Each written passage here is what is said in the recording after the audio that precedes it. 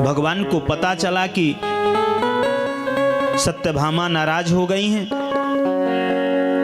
तो भगवान सत्यभामा के पास में गए और उन्होंने पूछा कि आप क्यों नाराज हो, आपके नाराज का कारण क्या है। तो सत्यभामा ने कहा कि अभी अभी नारद जी कल्प वृक्ष के पुष्प को लेकर आए, वहां हम बैठी थी और रुक्मिणी दीदी भी बैठी थी।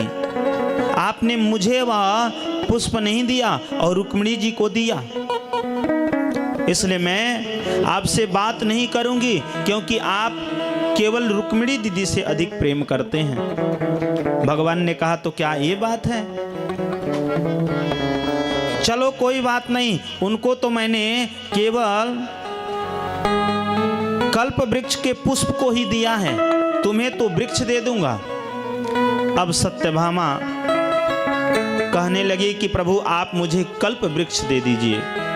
भगवान ने कहा यह कल्प वृक्ष पृथ्वी लोक पे नहीं होता है, ये तो स्वर्ग लोक में होता है, और स्वर्ग के राजा इंद्र हैं, जब तक उनके कुछ कार्यों को नहीं करेंगे तब तक वह इंद्र कल्प वृक्ष नहीं देंगे। यह जो भौमासुर था इतना बड़ा प्रतापी राजा था, किसने देवताओं के कई ऐसे सामग्रियों को छीन रखा था। माता अदिति का कुंडल, अनेक ऐसे स्वर्ग की वस्तुओं को इसने छीन लिया था। भगवान ने कहा जब तक स्वर्ग के जो देवताओं के जो राजा इंद्र हैं प्रसन्न नहीं होंगे तब तक कल्प वृक्ष नहीं मिल सकता। तो उन्हें सत्यभामा को रथ पर बैठाया और रथ पर बैठा करके सीधे भौमासुर के यहाँ पहुंचे।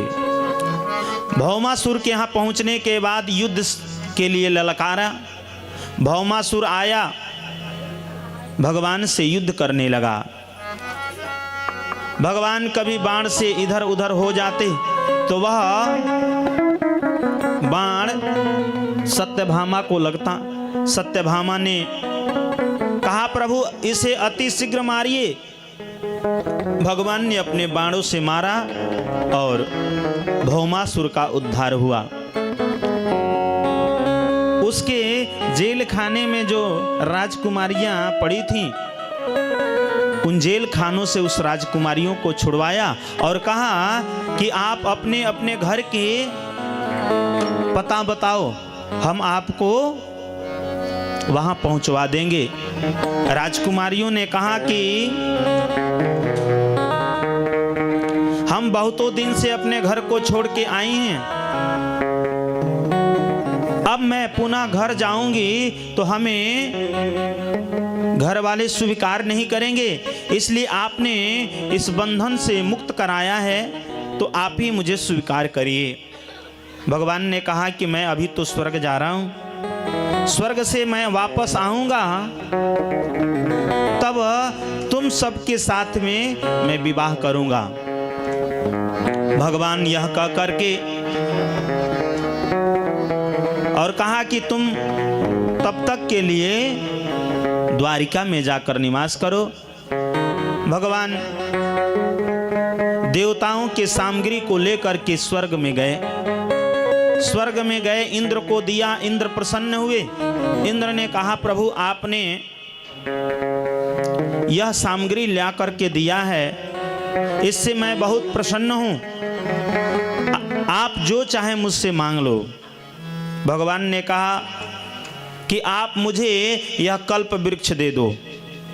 इंद्र ने कहा यह कल्प वृक्ष तो स्वर्ग की संपदा है, यह मैं नहीं दे सकता। भगवान ने कहा कि मुझे चाहिए तो कल्प वृक्ष ही चाहिए, आप मुझे कल्प वृक्ष दे दो। लेकिन इंद्र ने मना किया।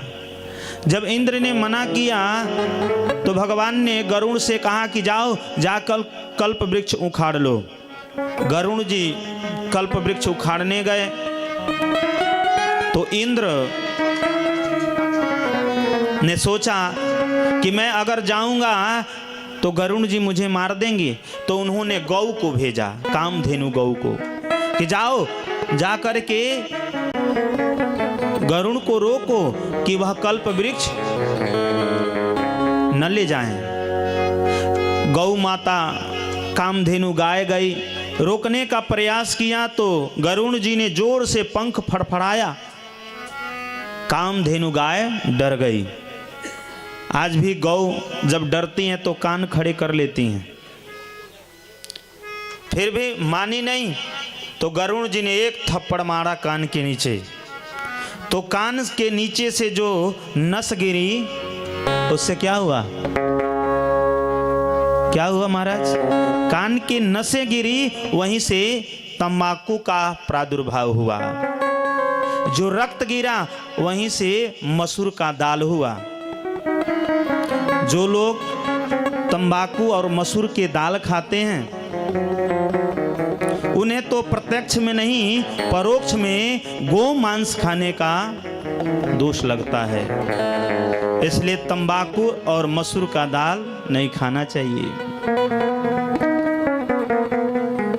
गरुण जी का यह मारा हुआ थप्पड़, कामधेनु गाय बेचारी वहां से भागी।